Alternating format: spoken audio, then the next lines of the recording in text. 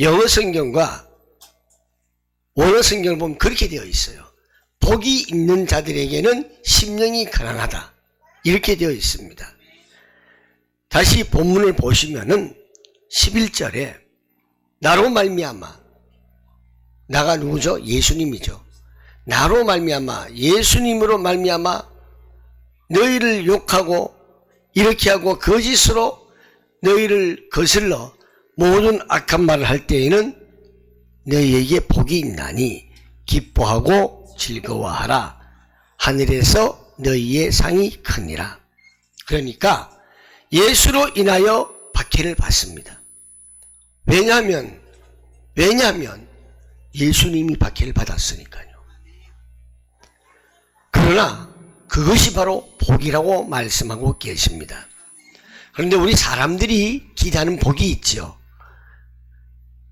복이라는 것은 우리 사람들이 생각할 때는 만사 형통, 그저 내가 웃고 즐기고 남한테 내가 빌리러 가지 아니하고 나눠주고, 그리고 내가 자존심 상하지 아니하고, 주로 우리는 인간적인 그 욕심, 생각, 그것을 복으로 생각할 때가 굉장히 많습니다. 성경은요, 너희들이 그런 복을 제대로 받으려면은 박해를 받아야 한다, 이렇게 오늘 말하고 있습니다. 그런데 왜 우리가 박해를 받아야 되느냐? 박해 안 받으면 안 됩니까? 안 된다라고 말씀하십니다. 박해를 받는 우리의 성품은 예수님의 성품이 되어야 한다라고 가르쳐주고 있습니다. 그렇다면 오늘 주제대로 복을 비치는 삶이란, 자, 여러분이 거울 앞에 이렇게 비치면 누가 보입니까? 자, 여러분 다 보이죠? 다 보입니다. 우리 예원이가요, 아침마다 학교 갈 때 이제 아가씨 돼 간다고 막 이래 꾸며요. 자세히 봐요. 졸지에 저도 쟤 때문에 요즘 좀 이래 보고 그래요. 거울에 비춰진 자기의 모습이 똑같죠. 그것처럼 우리 모습 속에서 예수님의 성품이 나와야 되는 거예요. 그게 복을 비치는 삶이에요. 복을 비치는 삶이란 첫 번째, 박해를 통과해야 합니다. 박해를 받는 플랫폼을 세워야 돼요. 플랫폼은 밟고 일어서는 거 아닙니까? 그죠? 박해를 받는 플랫폼을 세우자. 복이라는 것은 반드시 박해를 통과해야만 합니다. 이 박해는 성도가 갖는 예수님의 성품을 닮아야 하기 때문에 그렇습니다. 그런데 이런 성품 이해를 갖고 있으면 복이다? 이렇게 간단한 것은 아닙니다. 예수님께서 이 복을 주시는 분이고 성품을 갖고 있는 분인데, 그분이 박해를 받아야만 이 복을 우리에게 약속을 하십니다. 이렇게 된 것이다. 복을 그냥 주는 것이 아니다. 박해를 받아야 복을 우리에게 주신다라는 것입니다. 팔복이 나온 이 성품을 우리에게 나누기를 원해서 예수님이 오셨죠.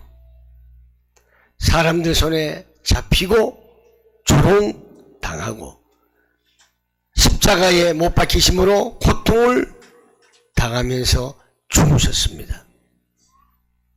이것은 예수님이 예수님 당신의 생명을 우리에게 주셨고, 그리고 우리는 그 은혜에 감사해서 우리도 예수님처럼 함께 살고 싶다라는 것이 소원을 가지게 되었습니다.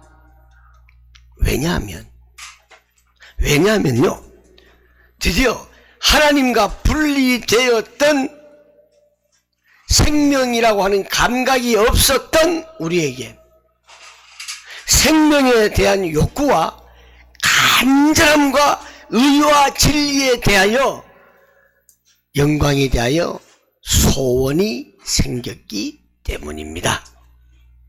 그 성품에 대한 소원이 우리에게 생겼습니다. 그렇지만 예수님께서 말하시기를 팔복 내용을 가진 것이 복인 것이 사실이지만 그걸 가지면 그것으로 다 끝난 것이 아니라 박해를 받아야 된다, 이렇게 말씀하시는 것입니다.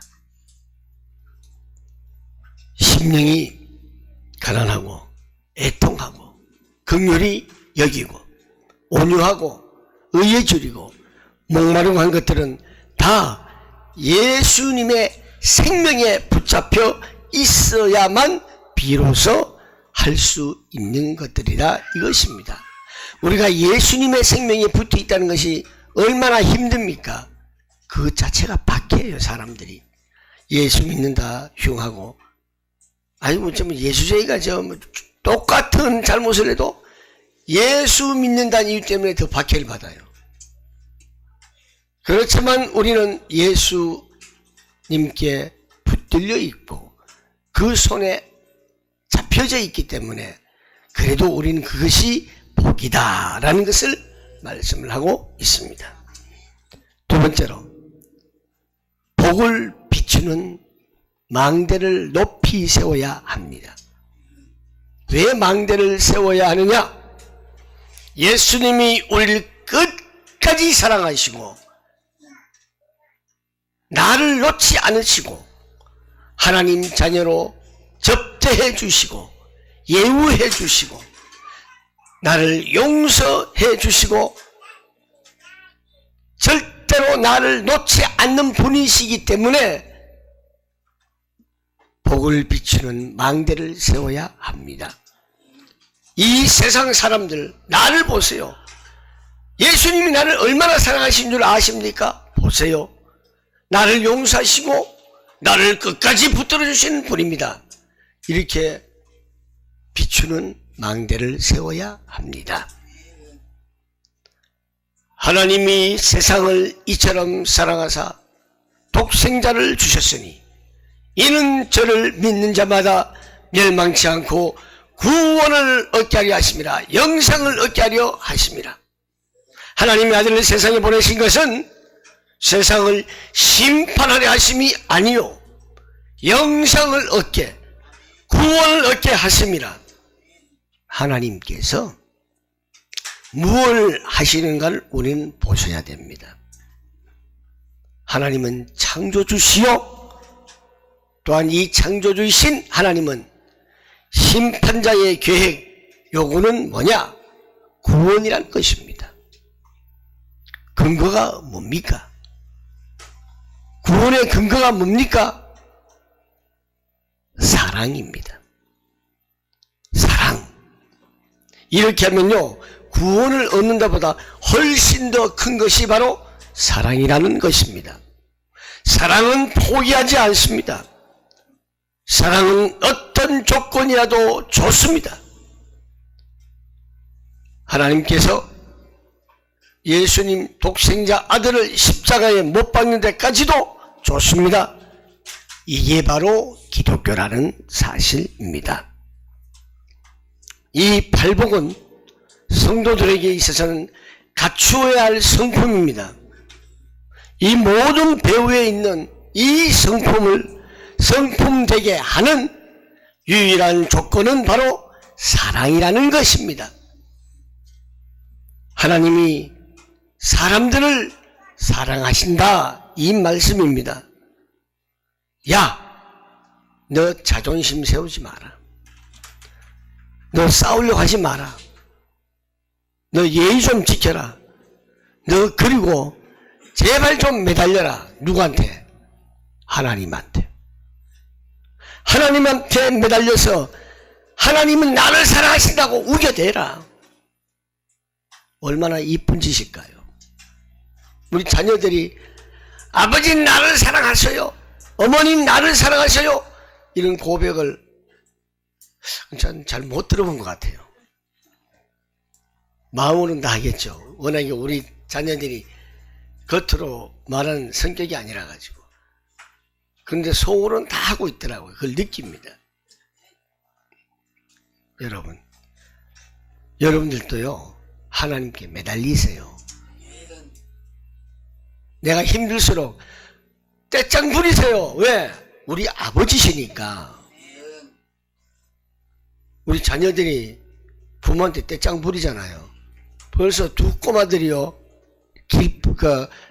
마트에 가면 길바닥에 누워버려요.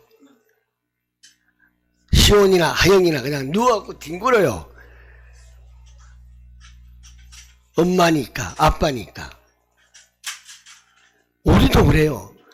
힘들면 때로는요, 믿음 없다 그러지 말고 하나님한테 떼짱 좀 부리세요. 괜찮습니다. 우리가 하나님 자녀잖아요. 그냥 속을 끙끙 앓지 마세요. 속앓이 하지 마세요. 하나님께 떼짱 부리세요. 무슨 근거로 그러느냐? 하나님께서는 말씀하시잖아요. 내가 너를 사랑하지 않냐? 내가 너를 사랑하고 있지 않느냐? 제발 너희도 좀 그렇게 살아라. 이건 사랑이다. 이건 사랑이다. 그렇게 얘기하는 것이 예수님이 오셔서 하시는 겁니다. 여러분, 힘듭니까? 숨기지 마세요. 힘들면 힘들다고 하나님께 매달리세요. 이런 삶을 누리시기를 바랍니다. 하나님이 나를 끝까지 사랑하시는 것, 나를 끝까지 하나님 자녀로 접대해 주시는 것, 이런 복을 비칠 수 있는 망대를 세우시기를 바랍니다. 세 번째로, 복을 나누어야 하는 안테나를 세우십시오. 복이란 뭐냐? 빛이 어두움에 들어왔죠. 왜 빛이 어두움에 들어왔습니까? 밝히려고 나왔습니다. 밝히려고 빛이 어두움에 들어왔습니다. 다시 말해서 상대방을 살리기 위해서 내가 들어가는 거예요. 현장으로. 상대를 위해서 내가 나를 죽이는 거예요. 예수님께서 너희에게 팔복을 허락하는 것은 이 복으로 인하여 무지한 자들과 장님과 감각이 없는 자들 앞에 저들 영혼에 너희가 빛과 소금으로 이 내용들을, 팔복들을 비추어서 저들로 깨우치게 하고 돌아오게 하며 함께 이 복을 누리게 하기 위해서 너희에게 주는 복이란다. 그 복은 내가 가만히 소유하고 있는 것이 복이 아니라 비춰야 하고 나눠야 하고 도전해야 되고 그래서 박해를 받아야 되는 일이란다. 그렇게 얘기하는 것입니다. 그래서 기독교 신앙은 뭐냐? 받는 것이 아니라 언제나 베풀고 주는 것입니다. 왜 그럴까요? 사랑이기 때문에 그렇습니다. 사랑하는 대상이 나보다 더 잘 되기를 바라는 것, 그것을 위하여 내가 내 몫을 포기할 수 있는 것, 사랑이라고 그러죠. 그래서 이 팔복에 등장하는 모든 내용들을 말하자면은 상대를 위해서 내가 나를 죽이는 것입니다.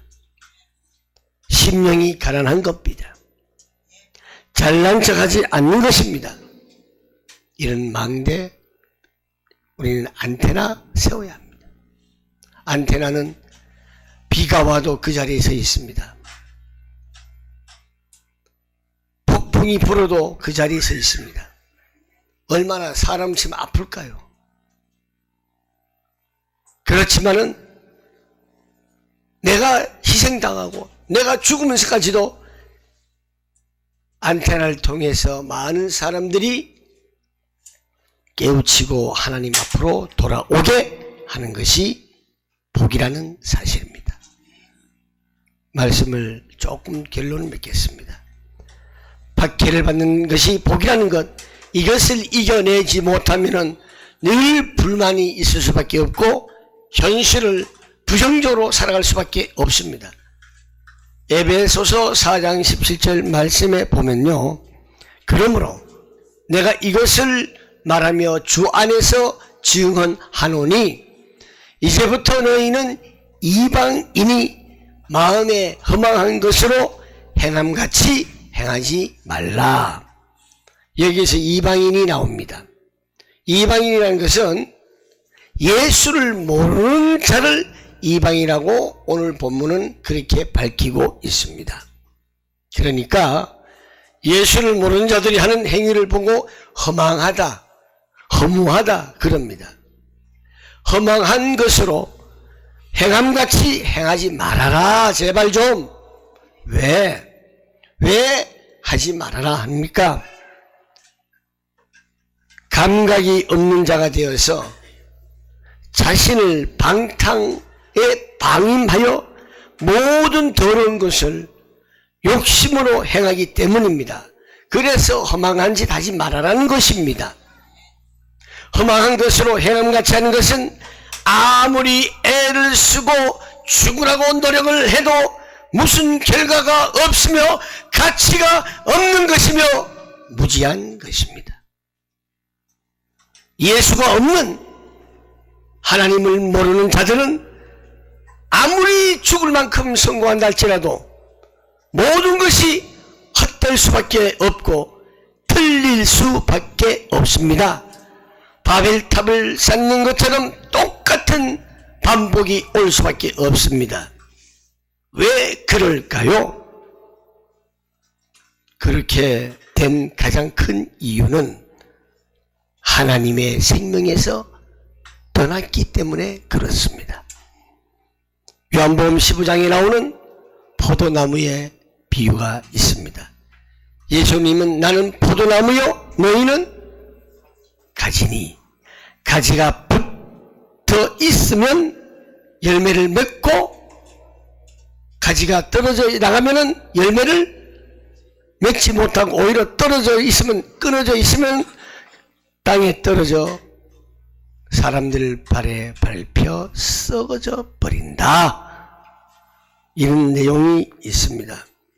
그러니 예수와 연결되어 하나님 자녀로 묶여지지 않으면 우리는 생명을 공급받지 못하며 가치를 공급받을 수 없습니다. 자라날 수가 없습니다. 열매 맺을 수 없습니다. 충만해질 수는 없습니다. 그러니까 하나님과 연결되어 있어야지. 하나님과 끊어져 있으면 가장 두드러지게 나타나는 특징이 뭐냐? 모든 것이 소멸하는데 허망하게 되는 것입니다. 소멸되는 것이고, 소멸되니까 거기에는 선택이 있을 수도 없고 책임도 없고 가치도 없고 결과는 절대로 있을 수 없습니다. 그런데 여러분, 많은 사람들은 어떻게 하면 가치를 가질 수 있을까? 어떻게 하면 열매를 가질 수 있을까? 합니다. 그 방법은 가지가 나무에 붙어 있어야 합니다. 우리는 가지입니다. 예수님은 나무라고 했습니다. 생명나무입니다. 우리가 그 생명나무에 붙어 있어야 영양도 공급받고 생명도 공급받고 자라나며 열매를 맺을 수 있습니다. 기독교는 하나님이 내가 언제나 너의 도움이 되겠다. 하나님이 내가 너희에게 도움이 되겠다. 제발 나에게 좀 물어봐라. 그리고 내가 한 일들에 대해서 나랑 같이 의논 좀 하자. 씨름하자. 이것이 기독교입니다. 사람들 말고 하는 것이 아니에요. 하나님과 하는 것입니다. 내 인생이 왜 이러는가? 후회가 있지요? 불만이 있지요? 그게 누구 탓입니까? 그게 누구 탓이에요? 다 내 탓이라고요? 부모가 하는 말도 안 들었습니다. 선생님 하는 말도 안 들었습니다. 어른들이 하는 말도 안 들었습니다. 하나님 앞에 나와서 은원도 안 했습니다. 빌지도 않았습니다. 자기 마음대로 살아놓고 모두 원망을 하지요. 이것이 우리 인생들입니다. 그러니까 제발 이제는 정신 차리세요. 어떻게 해야 합니까? 누가 가장 지혜로운가? 누가 나를 가장 잘 인도할 것인가? 하나님이십니다. 성경입니다. 모든 인생의 문제를 해결자 예수는 그리스도 복음입니다. 그러면 여러분들 스스로가 결정을 하시고 순종을 해야지요. 그런데 이상하게 그렇게 잘 안 돼요. 왜? 실력이 없거든요. 그런 실력이 없어요. 실력이 있어야만 되거든요. 실력이란 하루아침에 생기지 않아요. 많은 시행착오 속에서 실력이 쌓입니다. 그것만 다 되는 것이 아니에요. 가장 중요한 것, 하나님의 은혜입니다. 하나님이 새로운 힘을 주시지 않으면, 하나님께서 우리에게 새 생명을 주시지 않으면 우리는 실패를 극복할 수 없고 우리의 한계를 극복할 수가 없습니다. 그러나 생명을 주시면 실패를 극복하고 한계를 다 극복할 수 있습니다. 예수님은 이 땅에 오셔서 우리와 동일한 조건 속에서 바로 그것들, 우리를 위한 인내와 용서와 회복들을 담고 우리에게 답을 제시하고 있습니다. 하나님은 우리를 용서하시고 끝까지 붙잡아 주시고 계속 반복하시고 사랑한다고 말씀하십니다. 그 사랑을 받은 우리가 우리의 인생 속에서 어디를 가나 세상 사람들이 있습니다. 많은 사람들과 현장에서 만납니다. 이 현장 속에서 박해를 받는 플랫폼, 복을 비치는 망대, 복을 나누는 안테나를 세우시기를 바랍니다. 하나님은 이길 수밖에 없습니다. 복을 가진 자들도 이길 수밖에 없습니다. 왜요? 하나님은 사랑이시라. 기도하겠습니다. 좋으신 하나님 은혜를 감사합니다. 오늘 또 우리들은 복을 비치는 삶이란 주제로 하나님의 말씀을 다시 한번 듣고 새 힘을 얻게 해주심을 감사합니다. 우리의 삶이 아무리 고달프고 힘들고 어려울지라도 내가 때로는 불평당하고 하나님 앞에 역경할 수밖에 없는 그런 상황에 몰려도 그래도 하나님은 우리를 사랑하시고 용서하시고 붙잡으시고 우리를 사랑한다고 강조하십니다. 이런 삶을 우리는 기쁨으로 은혜로 살게 하여 주시옵소서. 하나님 새 힘을 주시어서 실패를 극복하게 하여 주시옵소서. 생명을 주셔서 우리의 한계를 극복하게 하여 주옵소서. 우리의 삶의 현장 속에서 박해를 받는 플랫폼을 세우고 복을 비치는 망대를 굳건히 세우며 복을 나누는 안테나의 역할을 감당하게 하여 주옵소서. 하나님은 이길 수밖에 없습니다. 복을 가진 자도 이길 수밖에 없습니다. 하나님은 사랑이십니다. 예수님의 이름으로 기도하옵나이다. 아멘.